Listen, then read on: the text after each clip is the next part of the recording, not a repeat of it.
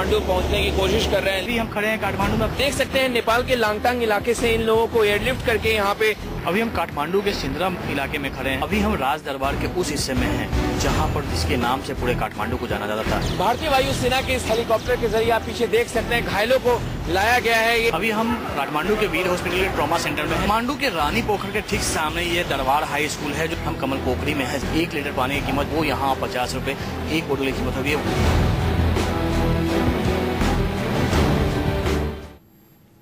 आप देख रहे हैं न्यूज 24, आपके साथ मैं हूं मानक गुप्ता। नेपाल में आए भूकंप की तबाही ने हजारों लोगों की जान ले ली है। यह आंकड़ा लगातार बढ़ता जा रहा है। कई हजार जख्मी हैं और कई लाख जो बच गए उनसे बहुत कुछ छिन गया है। काठमांडू शहर तो समझिए पूरा बर्बाद हो गया है। इस भूकंप ने काठमांडू की एक से बढ़कर एक पुरानी धरोहरों को धूल में मिला दिया है। चलिए आपको दिखाते हैं कुदरत के इस कहर ने काठमांडू से क्या क्या छीन लिया है। देखिए,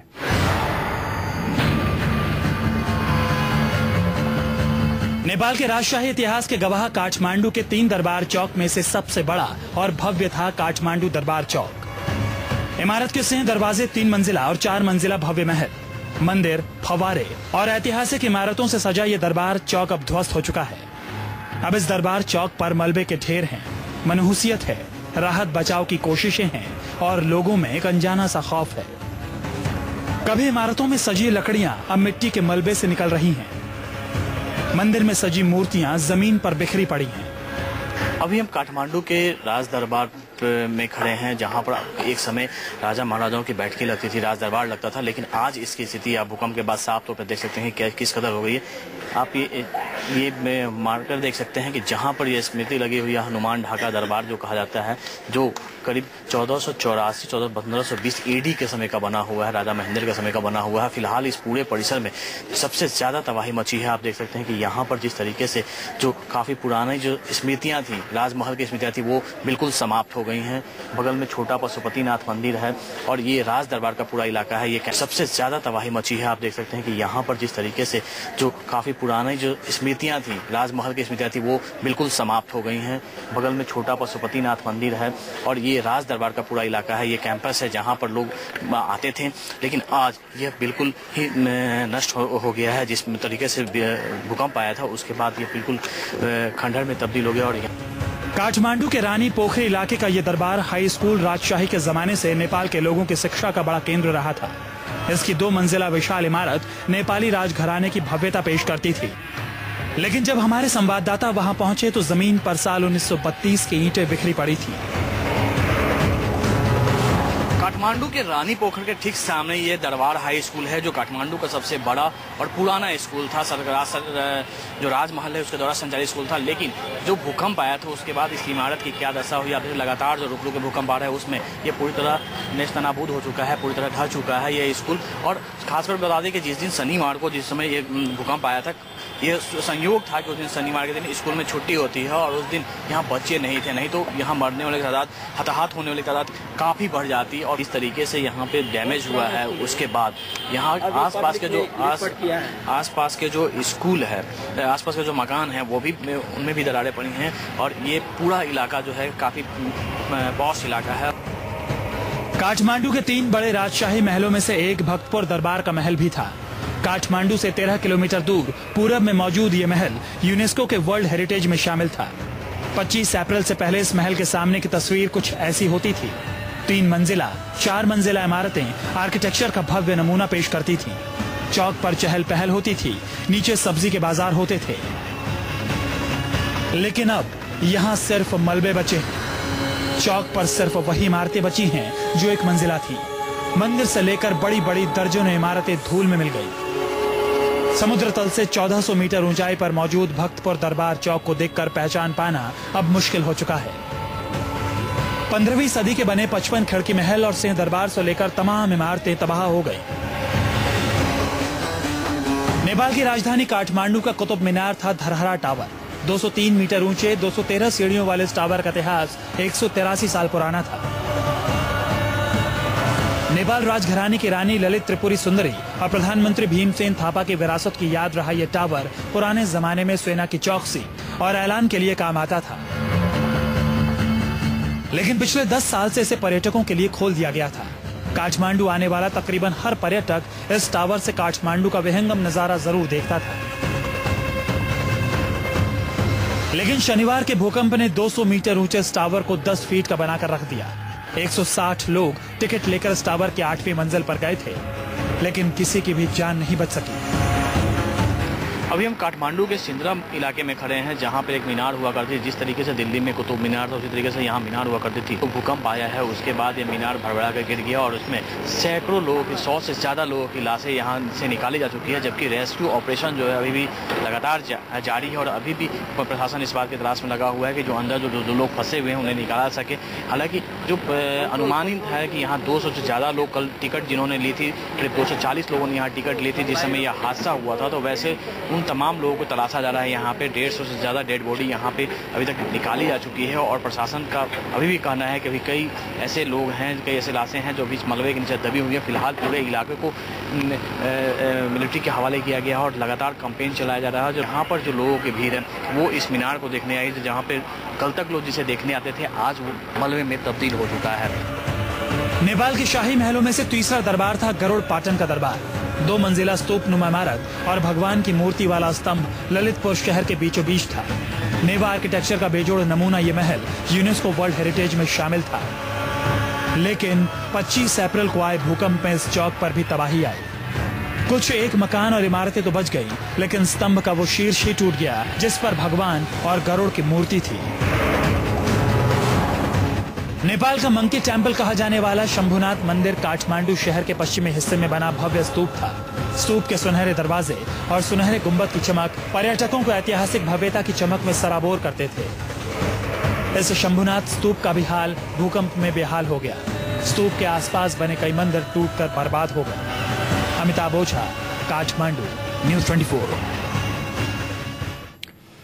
नेपाल में भूकंप की तबाही के बीच राहत और बचाव का काम तेजी से चल रहा है, लेकिन इस बीच हजारों लाखों लोग ऐसे हैं जो भूकंप के कहर से तो बच गए, लेकिन अब उनके लिए जिंदगी गुजारना हर दिन मुश्किल हो रहा है। काठमांडू शहर में बिजली पानी की एक बड़ी दिक्कत खड़ी हो गई है। खाने पीने का सामान खत्म हो रहा है। हजारों लोग अब भी खुले आसमान तले रात गुजारने को मजबूर हैं। हमारे संवाददाताओं ने नेपाल के भूकंप की हर खबर सबसे पहले आप तक पहुंचाई है। चलिए आपको यह भी दिखाते हैं कि अब इस समय काठमांडू और उसके आसपास क्या हाल है।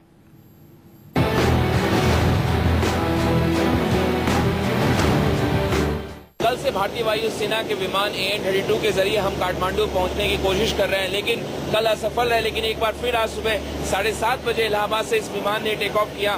भारतीय वायुसेना का विमान है और ये आप देख सकते हैं नेपाल के ऊपर से फिलहाल ये फ्लाइंग कर रहा। हिमालय के पर्वत जो है, जो श्रृंखला है, उसके ऊपर से ये प्लेन जो है फिलहाल इस पे फ्लाई कर रहा और ये माना जा रहा है कि अगले कुछ देर में ये काठमांडू उतरने की संभावना जताई जा रही है। कुछ देर में ये लैंड होगा। जाहिर तौर पर नेपाल में जो प्राकृतिक आपदा आई है भूकंप के चलते, जिसमें करीब 2500 से ज्यादा लोग मारे गए हैं और करीब 5 से 6000 से ज्यादा लोग घायल हो चुके हैं, तो जाहिर तौर पर ये राहत सामग्री लेकर ये विमान AN-32 ये रवाना हुआ है और उम्मीद की जा रही है कि थोड़ी देर में ये काठमांडू पहुंचेगा और ये विमान आखिरकार जो है AN-32 एयरपोर्ट पर लैंड होने में कामयाब रहा। अभी हम काठमांडू के वीर हॉस्पिटल के ट्रॉमा सेंटर में हैं, जहां डॉक्टर से बात करते हैं क्या स्थिति है। सर, क्या स्थिति है? मरीजों कितने पेशेंट अभी भी आ रहे हैं? अभी भी आ रहा है, means still coming. Doctor Ganesh ने इन्होंने बताया कि यहाँ पे करीब अभी से 150 से 200 पेशेंट यहाँ एडमिट है जो कुछ वार्ड में हैं और यहाँ पर जो पेशेंट आ रहे हैं उनका इलाज की व्यवस्था गवर्नमेंट की तरफ से की जा रही है, हॉस्पिटल एडमिनिस्ट्रेशन की तरफ से की जा रही है। और यहाँ पर आप देख सकते हैं कि जो एडमिट जो पेशेंट हैं जो दूर दराज से यहाँ पे आ रहे हैं, ट्रॉमा सेंटर में इनका इलाज किया जा रहा है। हालांकि कुछ पेशेंट हम लोग को मिले थे ऐसे जिन्होंने शिकायत की थी कि उन्हें दवाइयाँ नहीं मिल पा रही है, लेकिन यहाँ पर जो डॉक्टर हैं उनका कहना है कि जो भी पेशेंट यहाँ आ रहे हैं उनका हॉस्पिटल एडमिनिस्ट्रेशन की तरफ से उनका ट्रीटमेंट किया जा रहा है, फ्री में उन्हें दवाइयाँ दी जा रही हैं और उनका ऑपरेशन तक किया जा रहा है। और यहाँ पर जो पेशेंट यहाँ पे आ रहे हैं अभी भी आने की तादाद ज़्यादा है। आज भी 100 से ज़्यादा पेशेंट यहाँ पे कल रात से अभी तक यहाँ पे आए हैं जिनका इलाज यहाँ पे एडमिट किया जा रहा है, क्योंकि ये काठमांडू का सबसे बड़ा हॉस्पिटल है और यहीं पे ज़्यादातर मरीजों का इलाज किया जा रहा है। कि आज भी कई हेलीकॉप्टर उड़ान भरेगी काठमांडू एयरबेस से और लोगों को मदद पहुंचाने की कोशिश करेगी, लोगों को बचाने की कोशिश करेगी, जो लोग फंसे हुए हैं उनको निकालने की कोशिश करेगी और राहत सामग्री भी पहुंचाने की उनकी कोशिश होगी। कल बारिश की वजह से वो ऑपरेशन में काफी व्यवधान हुआ था, लेकिन आज क्योंकि मौसम साफ है यहाँ पे काठमांडू में, तो उम्मीद है कि भारतीय वायुसेना इस रिलीफ ऑपरेशन को पुरजोर कोशिश से आज चलाएगी और तराई इलाकों में जाके लोगों को निकालने की इस संकट की घड़ी में कोशिश करेगी। देख सकते हैं नेपाल के लांगटांग इलाके से इन लोगों को एयरलिफ्ट करके यहाँ पे काठमांडू एयरपोर्ट पर लाया गया है। ये लोग जिस तरीके से घायल हैं, भूकंप की जो त्रासदी है उसके बाद लांगटांग इलाका है वहां से इनको एयरलिफ्ट करके यहाँ पे लाया गया है, स्ट्रेचर पे डाला जा रहा। आप निश्चित तौर पर बच्चों को देखिए किस तरीके से जो दिक्कतों का सामना इनको करना पड़ा है। सभी घायल यहाँ पे नजर आ रहे हैं। आप देख सकते हैं इनके गालों पे जिस तरीके के दाग यहाँ पे आपको नजर आएंगे। यहाँ पे बच्चे को चोट लगा हुआ है, इन महिलाओं को चोट लगा हुआ है। छोटे बच्चों को देखिए, सभी भूकंप की त्रासदी से ये जूझ के अभी बाहर निकले हैं, मौत के मुंह से बाहर निकले हैं। और इनको कई लोगों के यहाँ पे आप देख सकते हैं लोग अभी भी घायल हैं, यहाँ से अस्पताल ले जाया जा रहा है इनको। भूकंप एक प्रलय आया, उसके बाद लोग जूझ रहे हैं। सभी को नेपालीज आर्मी यहाँ से लिफ्ट करके यहाँ से अस्पताल ले जा रहे हैं, इलाज कराने के लिए यहाँ से ले जाया जा रहा है। आप देख सकते हैं जाहिर तौर पर जो पीड़ा है वो पीड़ा उनके लिए असहनीय है। भूकंप के 50 घंटे से ज्यादा बीत चुके हैं और धीरे धीरे अब काठमांडू में स्थिति यह है कि जो रोजमर्रे की जो चीजें हैं उनके दामों में इजाफा होते जा रहा है और कमी उसकी होती जा रही है। फिलहाल हम पानी की बात करें तो पानी की बोतलें, पानी की किल्लत हो गई है। यहाँ रोजमर्रे की जो पानी होती है उसकी किल्लत हो गई, पीने के पानी की किल्लत हो गई है। 1 लीटर का जो पानी का बोतलें आती थी मिनरल वाटर की, वो अब नहीं मिल पा रही हैं। तो लोग हैं, अभी हमने बात करी, पानी की बोतलें मिल रही, पानी की किल्लत हो रही है। एक दिन में ही खत्म हो गई। अब देखो बड़ी जार भी खत्म होने वाली है। अब जबकि ट्रांसपोर्टेशन भी बंद हो गया है, रोड ब्लॉक हो चुके हैं, बाहर से चलो बिजली नहीं है, क्या लगता है कि प्राइस अब हाइक होगा भाई? यहाँ पे प्राइस तो हाइक हो गई, स्कैरसिटी हो रही है चीज़ों की, सामान मिल नहीं रहे हैं। ये देखा यहाँ पे अपने किस तरीके से पानी की जो किल्लत होती जा रही है। ये बोतल जो पहले मिलती थी 50 रुपये में, 100 रुपये में मिलती थी 1 जार, अब इसकी कीमत 4 से 500 रुपये जार हो गई है। वहीं पानी की जो छोटी बोतल है, वहाँ 1 लीटर पानी की कीमत जो पहले 5-10 रुपये में मिलती थी, 15 रुपये में मिलती थी, वो यहाँ 50 रुपये एक बोतल की कीमत हो गई है। वो भी आउट ऑफ स्टॉक हो चुकी है। नेपाल में भूकंप से तबाही के बाद अब बारिश की मार शुरू हो गई है। मलबे में दबे लोगों को बचाने की कोशिश लगातार हो रही है, लेकिन बारिश की वजह से राहत बचाव में दिक्कतें आ रही हैं। शनिवार को आए भूकंप से ने नेपाल में केवल हजारों लोगों की जिंदगी ही नहीं ले ली, बल्कि यहाँ के एक सांस्कृतिक पहचान को भी नष्ट कर दिया है। फिलहाल आप देख सकते हैं कि जो किंग महेंद्र का जो पुराना राजमहल था, जो उनका राजघराना था, वो बिल्कुल यहाँ पे अब ध्वस्त हो गया है इस भूकंप के बाद। पूरे इलाके में जहां से गेट से एंट्रेंस होती थी, जहां किंग महेंद्र दरबार लगाया करते थे, वहां से लेके उनकी कुल देवी और तमाम जो हिस्से थे वो बिल्कुल इस भूकंप के बाद ध्वस्त हो चुके हैं। और अभी हम राज दरबार के उस हिस्से में हैं जहां पर जिसके नाम से पूरे काठमांडू को जाना जाता था। पहले काठमांडू को काठमांडू के नाम से जाना जाता था, क्योंकि यहाँ जो आप मलबे का ढेर देख रहे हैं, यहाँ पे एक ही पेड़ की लकड़ी से, एक ही वृक्ष की लकड़ी से एक मंदिर बना हुआ था, मंदिर बना हुआ था जिसमें देवी की मूर्ति थी। भूकंप के बाद इस क्षेत्र का अस्तित्व ही समाप्त हो चुका है, क्योंकि अब मंदिर का कोई यहाँ अस्तित्व नहीं लगा है। अब इस भूकंप के बाद यहाँ का पूरा अस्तित्व समाप्त हो चुका है, क्योंकि यह मलबे का ढेर बन चुका है और इसके अंदर से भी अब लाशों का निकलना भी जारी है। लगातार आज तीसरा दिन है जब रेस्क्यू ऑपरेशन चल रहा है इस इलाके में, और रेस्क्यू ऑपरेशन के दौरान अभी भी यहाँ से डेड बॉडी निकल रही है। और पूरे इलाके में ये राजमहल का पीछे का इलाका था, तो सबसे धार्मिक, जहाँ पे राजा रानी, बगल में आपको दिखाएंगे कुमारी मंदिर है, जहाँ पे नवरात्रा के समय खास तौर पर जो कुमारी पूजन होता था वो उसका आयोजन उसी मंदिर में होता है।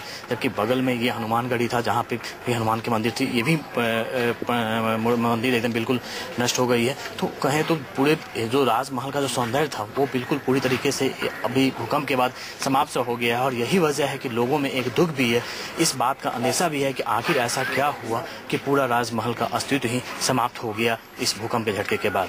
कैमरामैन ऋषिनाथ के साथ अमिताभ ओझा, काठमांडू न्यूज़ 24।